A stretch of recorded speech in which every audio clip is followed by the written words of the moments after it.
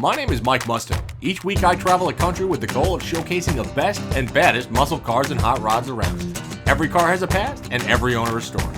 Welcome to the world of big muscle.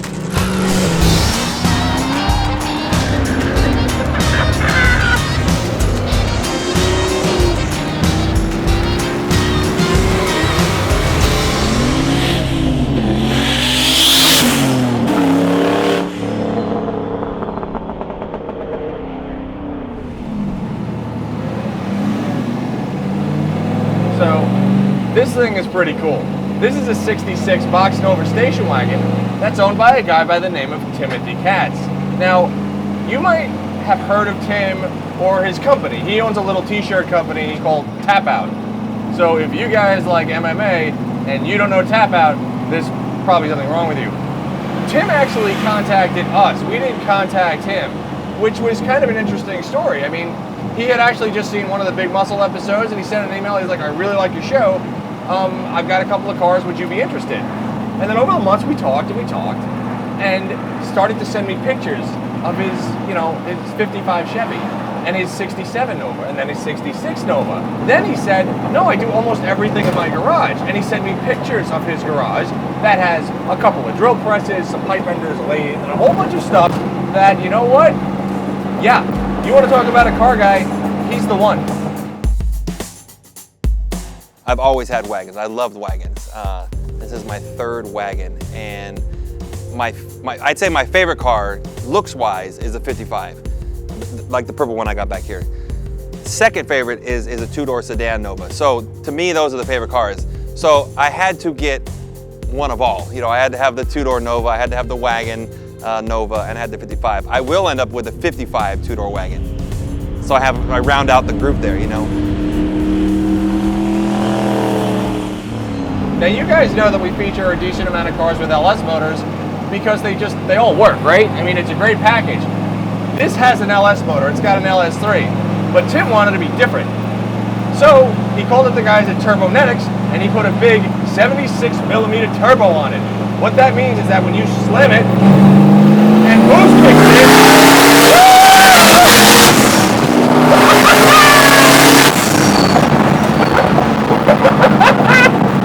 when boost kicks in, it's a whole ball game. It's got like 535 rear wheel horsepower. It's ridiculous. It's ridiculous. Handling on this thing, it's got a TCI suspension system in it, RideTech 3-way adjustable. So if you go into a corner with this, I mean,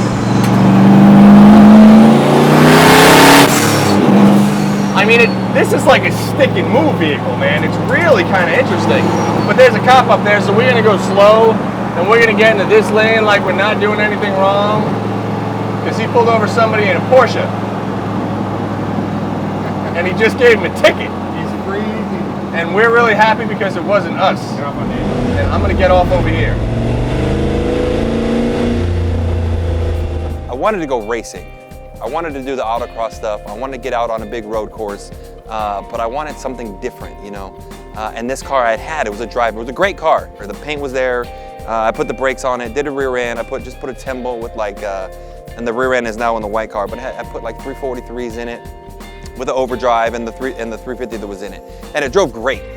But when I wanted to start racing, this car was just there as a prime candidate to go racing. And I've loved wagons, so.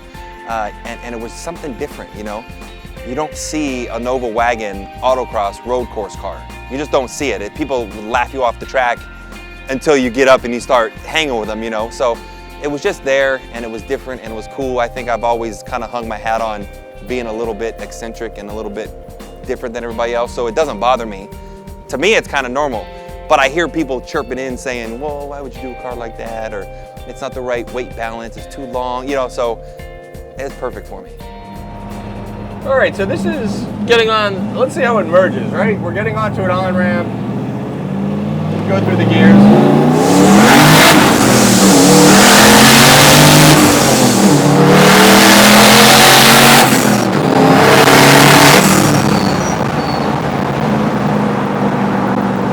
It's got a fair amount of pickup. I think the people that were just next to us in that little Subaru just had a simultaneous heart attack. you guys might have noticed that there was a little smoke in the cabin, and that's a specially designed oil system blow-off valve. No, it's actually not. There's just smoke in the cabin. We have no idea why. But Tim told us, don't worry about it. It's just what it does. So we said, okay, and we just keep driving. Now, what you'll notice is that there's nothing stock about this Nova, and there's a reason for that. Tim didn't build this for, you know, a daily driver. He built this car to go racing. He built it to be a canyon carver, to go autocrossing with, to go road racing with, but he also built it to have the capability of driving to the track. Some of the switches in here are a little funky. Like, for instance, he's got like the blinker switches. It's an actual toggle switch on the dashboard, so every time you turn, you actually have to flick it on or off. It's kind of weird, but it works for him, so, you know, I can't say anything negative about it. Now, is it sparse inside? No question. I mean, there is no carpet in here. It's just a Dynamat floor, Dynamat roof. We have a full cage that goes all the way through the back. We have 4 racing seats, Kirksey racing seats in here, and there's no padding on them, and it's not really comfortable at all. It's not that bad. We'll give it 15 minutes, and your ass will start to bleed. You'll see how uncomfortable it is. You say we've been driving around on the Nova all day. You're the one whose butt is really sore because you've been driving around in it all day. But I just drove, what is it, maybe 20 miles back, and my butt's already sore, so I think I'd have to address that issue pretty quick. So a Nova Wagon was never meant to go on an autocross. A Nova Wagon was never meant to go on a road course. A Nova Wagon was definitely never meant to be like a high-speed thing. It was meant to take your kids to school and go grocery shopping. You know, and it damn well was never meant to go like this. It's kind of like the prize fighter of pro touring cars, right? It's a wagon, so it's a little bigger and a little burlier. But then when you drop it a gear, it's got all the punch in the world to just smack you in the jaw and wake you right up.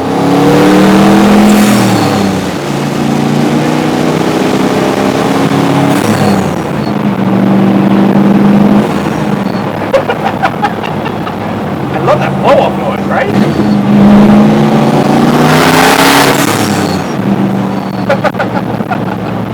This car, it's not light. I mean, even though it's all stripped out, this car actually weighs like 3,500 pounds. I mean, it's really not a lightweight car. It's probably got about 250 pounds of Dynamat in it.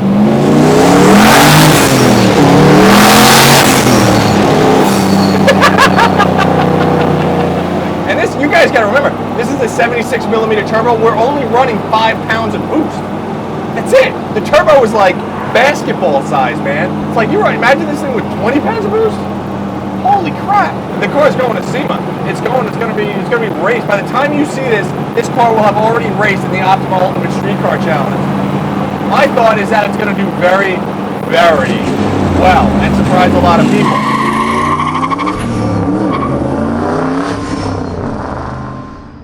I know by the time that this airs, I'll have competed at Optima, which is in only, I think, 2 or 3 weeks from now. I know what I'm getting myself into and what I'm going up against. I mean, this is basically built in this garage. You know, there's guys out there that have a couple $100,000 in their cars, easily. I wanted to show that you can build something in a garage like this and not have the big shops and the big builders and the big money, that you can do it. Yeah, could I put all that stuff? I could put big money in all, yeah, of course. I don't want to. Am I competitive? Do I want to go out there and stomp on their asses? Yeah, of course I want to go show them that, you know, this goofy ass dude over here, you know, oh, t-shirt guy coming out to race with the big dogs. Okay, cool. But I'm competitive, trust me. I don't want to go out there and look like a fool. I mean, if they want to come, you know, I got mats in the garage. We put mats out in the garage here. We can put boxing gloves on. We can go on a basketball court. We can go on a football court, baseball field, anything. They got no chance. But I got this and they got, you know, whatever. I'm competitive, so it kind of bugs me to even start thinking about I'm gonna go out there and lose.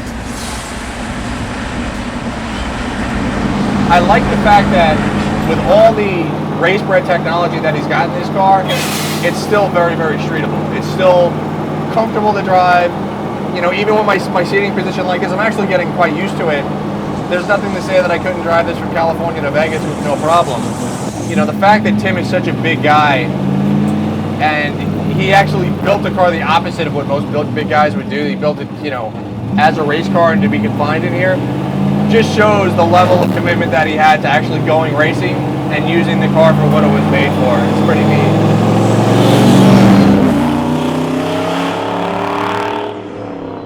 Doing the cars, to me, I feel like, you know, I've been building this car. I was trying to build it for Optima last year. I mean, it's been me and my boy Jason with, you know, and we've had the help of a couple guys, TCI and MagnaFlow and all these other people, but it's been me, you know? People don't really understand that. People think I have a shop building the car. No, I've got more hours in this than anybody. This is me, you know, this makes me feel comfortable. I get in the Ferrari or Lamborghini and I'm like, it's cool. I mean, the workmanship and you can't beat it. But this to me is a release and an outlet that I never really thought would be as great as it was. You know, I get out here in the garage and start working on this car and I kind of forget about everything until my wife is like, hey, one of the kids come running out here and they want to play. But it's been like therapy to me working on these cars. I think what Tim said rings true for many of us with older vehicles. They let us escape, refocus, and come back into reality with a clear head because they never question us. Instead, they simply give us what we need when we need it, which, and let's face it, is exactly what a good therapist should do. So the 55, I started building probably about 6 years ago maybe, and a friend of mine had it in his shop, and it was the fenders and the hood were all inside the car, and it hadn't been registered, I think, since '89. My partner, who ended up passing away, was killed by a drunk driver 4 years ago, had bought a Biscayne from him, a 65 Biscayne. And so I was in there a lot with him looking at the car, and every time I would go, I'd tell him, man, sell me that car, sell me that car, sell me that car. It's kind of like, it's called the hound technique. You know the dog at the door that wants to get in? That freaking dog is gonna get in if it keeps barking. So I just stayed on him. Finally, it broke him down and he sold it to me. Then my partner, my friend passes away, and the car sat for a while, and then I got back to working on it, and then the whole thing came about building it for SEMA. So I had to have a color, and I couldn't think of it. So one day in the shower, all of a sudden I was like, you know, Charles's favorite color was purple. He has this purple scarf that he would put on his hats, he would put around his wrist. He would always have this purple scarf with him. And I was like, that's it.